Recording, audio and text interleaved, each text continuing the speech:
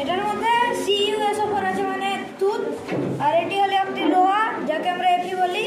এটা যদি আমরা এই তুতের মধ্যে দিয়ে দিই তাহলে এটার কালার চেঞ্জ হয়ে যায়।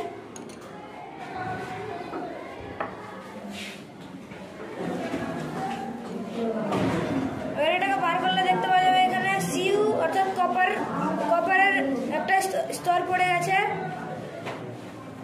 দুধ বলি সেটার কালারটা আছে নীল, আর আলাদা করে আমরা লোহার দণ্ড, লোহার কোনো একটা টুকরো দিয়ে মেশাই আমরা এই যে কালারটা নীল কালারটা ছিল এটা ছিল দুধ, যেটার কালারটা আছে নীল। আর এই যে লোহার টুকরো দেখতে পাচ্ছ এটা হচ্ছে আমরা যেটা Fe যেটা বলছি। এরপরে একটা দেখছি একটা কি হচ্ছে আস্তরণ সৃষ্টি হয়েছে, এটা বাদামি কালার আস্তরণ, ঠিক আছে। অর্থাৎ এখানে একটা বিক্রিয়া ঘটেছে, সেই বিক্রিয়াটা হচ্ছে জারণ বিজারণ বিক্রিয়া। সেই জারণ বিজারণ বিক্রিয়াটা আজকে ব্যাখ্যা করবো তোমাদের সামনে। যে এখানে যে ফেরাসটা নীল কালারের দুধ ছিল লোহার সঙ্গে মেশার ফলে কালারটা পরে FeSO4 তৈরি হয়।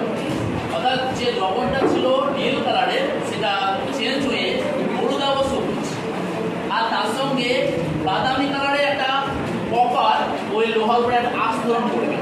বিক্রিয়াটা কিভাবে ঘটেছে দেখো এখানে কপার সালফেট আমরা আয়ন হিসাবে যদি ভাঙি আমরা কি হয় কপার 2+ হয়, আর আয়রন Fe সঙ্গে যখন যুক্ত হয় তখন তৈরি করে কি Fe2+, আর তার সঙ্গে তৈরি হয় কপার। এবার এখানে কি হয়েছে কপার 2+ দুটো ইলেকট্রন গ্রহণ করে কপার হয়। অর্থাৎ যদি ইলেকট্রন গ্রহণ করে তাহলে আমরা জানি সেটা কি হয় বিজারণ, আর আয়রন থেকে Fe2+ হয়। তাহলে এখানে কি হয়েছে বলতো ইলেকট্রন কি হয়েছে বর্জন হয়েছে, ইলেকট্রন কি হয়েছে বর্জন, আর ইলেকট্রন বর্জন মানে ঘটনাটা কি হয়েছে এখানে জারণ। অর্থাৎ দেখো একজন জারিত হয়েছে, আয়রনটা Fe2+ এ জারিত হয়েছে, আর কপার 2+টা বিজারিত হয়ে কপারে উৎপন্ন হয়েছে। এইভাবে এই বিক্রিয়ার মাধ্যমে জারণ বিজারণ বিক্রিয়াটা একই সময় ঘটে। এটা মনে হয়